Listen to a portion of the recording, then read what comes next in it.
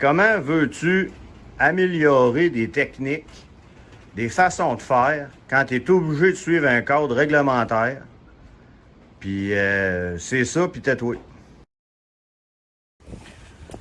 Donc là, je m'en vais nourrir Ilaya parce que suite à la saison d'entraînement que j'ai faite avec lui, je l'ai retourné dans sa volière. Sa volière, en tout cas, moi, j'ai toujours dit que des volières trop grandes, ça blessait les oiseaux. Puis c'est ce qui est arrivé. On n'a pas le choix d'avoir des dimensions minimales pour garder nos animaux parce que c'est un règlement provincial dans la loi sur la mise en valeur, conservation et mise en valeur de la faune. Fait que Ilaya, fallait qu'il soit dans une volière d'un minimum de 10 pieds de large, 24 pieds de long par 10 pieds de haut. C'est beaucoup trop grand. Puis ce que ça fait, ben, ça cause des blessures aux oiseaux. Quand les oiseaux ils ont peur ou que tout simplement ils vont s'épivarder, ils en ont trop grand, puis ils vont finir par se fracasser à l'autre bout du mur, OK, sur 24 pieds de long, là. Fait que l'impact est quand même assez fort. Fait que Ilaya s'est cassé le tibia. Ensuite, ce qui arrive, c'est... ben c'est ça, je veux dire, on peut pas les garder à la tâche non plus si on les entraîne pas. Il faut qu'ils soient entraînés. Sinon, on peut juste les garder 24 heures à la tâche. Ça, c'est un règlement du Québec. Oui, c'est stupide. Je vais pas émincer les mots, là. C'est carrément stupide. OK? Les grands aigles, pour les garder, mettons, dociles, pour les garder manipulables, gérables, à cause que c'est des gros oiseaux de proie agressifs, ben, faut les garder à la tâche. OK? C'est sûr que si on les garde à la tâche, on fait jamais rien avec, on les prend pas aux gants pour les manipuler, mettre le chaperon, aller les peser, puis les changer de perchoir. Ils partent d'un perchoir protégé comme ici avec un toit. Puis je l'amène à l'extérieur pour prendre du soleil, mettons. OK? Prendre un bain, puis prendre du soleil. Ben, c'est sûr que si on fait pas ça, garder un oiseau à la tâche, c'est pratiquement pas utile de faire ça parce que tu vas pas... T'as aucun bénéfice à garder au niveau de son esprit puis de son apprivoisement, là, pour le manipuler, de le garder à la tâche pour rien. Mais quand c'est des oiseaux de fauconnerie, comme les oiseaux, mes aigles, soit pour faire de la chasse, soit pour faire des spectacles, soit pour faire de l'effarouchement, ben, c'est nécessaire de les garder à la tâche, même lorsqu'on les fait pas voler. OK? Entre guillemets, quand on les fait pas voler librement. Donc, le fait de retourner, d'être obligé par la loi de retourner dans des volières, des dimensions que je vous ai mentionnées, le minimum 10-24 par 10 pieds de haut, ben ça cause des blessures parce que c'est trop grand. Même en Ontario, les références, comme je vais peut-être citer un des centres en Ontario, dans le coin du lac Erie, qui est un gros centre canadien d'oiseaux de proie privé. Ben lui, il garde des aigles attachés à l'année ou encore dans des volières de 8 par 8 pieds de haut. C'est parce que c'est pour la sécurité. Ils vont pas se casser de membres dans des petites volières comme ça, puis c'est suffisant pour eux autres. Moi, j'aurais dit au ministère, quand ils sont venus ici en 2016, si j'avais su qu'il y avait un règlement comme ça qui sortait, je leur aurais dit de couper de moitié, que du 10 par 12 pieds, maximum, c'est suffisant pour garder un aigle. Parce que, justement, on veut éviter les blessures. Puis là, ce que je vous dis là, moi, c'est pas la première fois que ça arrive, là. J'ai eu une femelle aigle royal qui a eu une blessure au pied parce qu'elle fonçait dans le mur en haut, dans le coin, tout le temps. Parce que quand elle est nerveuse, elle va s'épivarder, à part à voler d'un bout de la volière jusqu'à l'autre bout, puis elle va se freiner en frappant le mur avec ses pieds. OK, avec ses serres. Puis ben, les serres d'un aigle, écoute, ça a 10 cm, tu sais, ça a 4 pouces de long, là. Fait qu'elle s'est faite elle s'est infligée une blessure elle-même. Elle s'est auto-poncturée. Et puis, ça l'a fait une maladie de pododermatite qu'on appelle parce que, écoute, je m'en suis pas rendu compte tout de suite, fait que ça a pris un bout de temps. finalement, avec des traitements vétérinaires, on a été capable de la sauver, ça s'est résorbé, puis elle était correcte après ça, OK? Sauf que après ça, j'ai eu un autre événement, une autre année, c'est Humphrey, mon pigargue à tête blanche, ben il s'est cassé un doigt, il s'est cassé la phalange du milieu. Parce que la volière était trop grande. Pourquoi? Parce que je suis monté en haut pour faire de la maintenance. Il m'a vu en haut, il a eu peur. Puis il s'est garoché de plein fouet dans l'autre mur, à l'autre mur, à l'autre bout. OK? Mais on ne peut pas s'empêcher de faire de la maintenance non plus. Puis si l'oiseau n'est pas entraîné, il faut le relâcher d'une volière. OK? Fait que c'est un règlement stupide. OK? C'est vraiment québécois, c'est typique, là. C'est solide, là.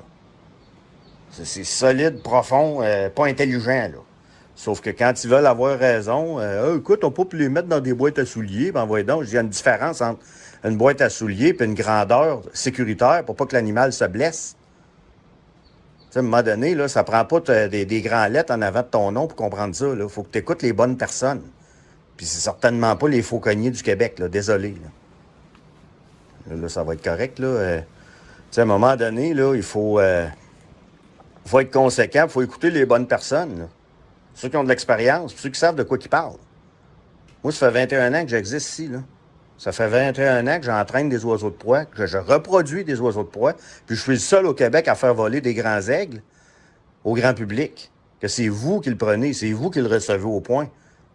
Il n'est jamais arrivé d'accident, puis il n'en arrivera pas non plus parce que je sais ce que je fais. Puis je vais sélectionner les bons oiseaux pour ça. Puis pour la garde en captivité, c'est la même affaire. Je sais ce que je fais. OK? Donc là, c'est ça. C'est un genre de testimony que je fais, là. C'est un témoignage. Un blast de marde. Je suis pas content. Je suis en beau joie le vert. Puis ça fait 3 aigles qui m'arrivent des bad luck comme ça dans le même genre de volière. Fait que là, je suis écœuré. Puis ce que je vais faire, je vais les garder attachés, mes aigles. Je vais continuer de les manipuler au point, puis je vais dire que c'est ça l'entraînement de mes aigles.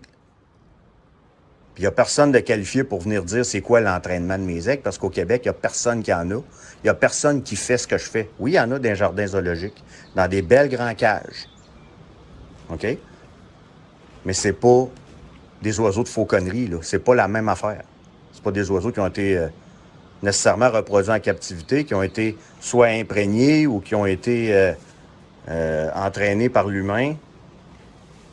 Ils n'ont pas eu d'affêtage comme tel. Fait que c'est ça.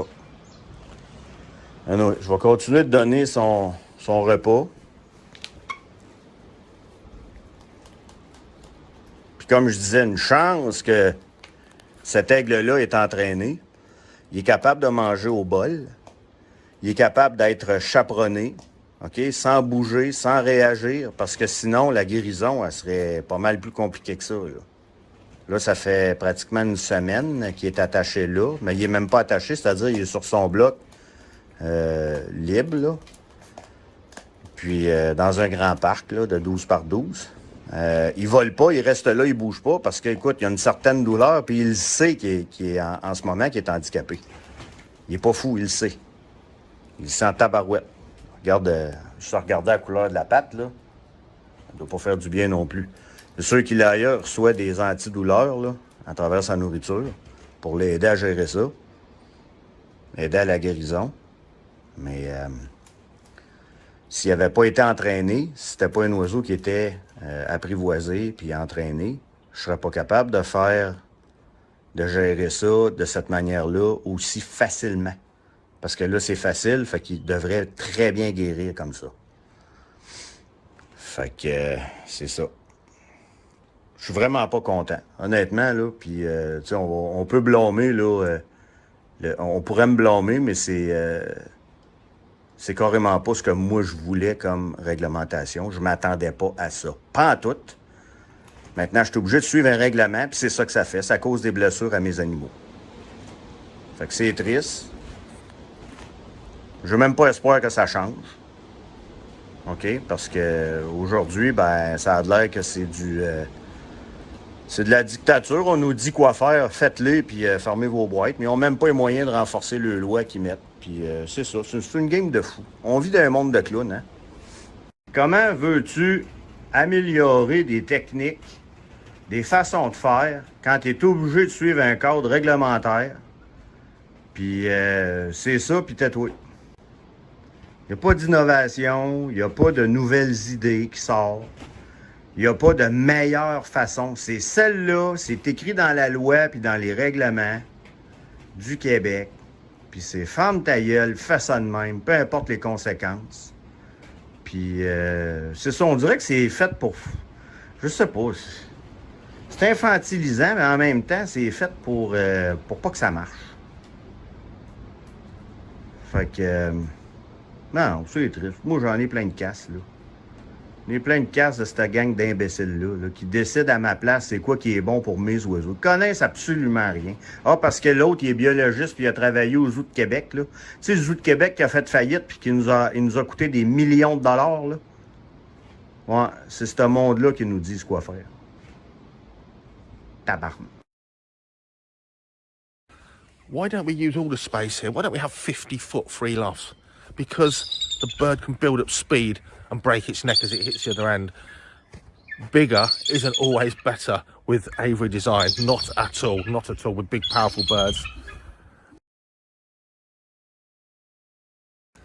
You really do want to be able to tether them as well. And that's where people like the government at the moment, DEFRA, they're really looking at stopping us as a zoo from tethering birds. And of course, if they do that, you're going to not be allowed to tether them, and then falconry is going to really struggle. And of course, that is the objective of the people that they have been liaising with.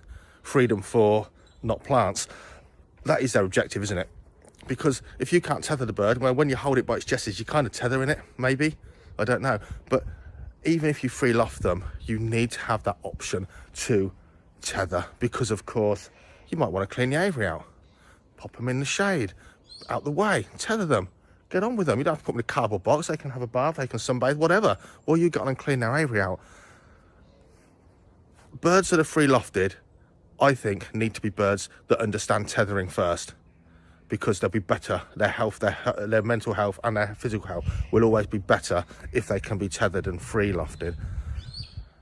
Tethering is just so versatile for the bird, but I think you have to take away from this, tethering is a really top quality way to keep working birds of prey, as it has been for thousands and thousands of years, to keep that bird in top peak physical condition and mental condition. Tethering gives you that in strides if you're a good falconer.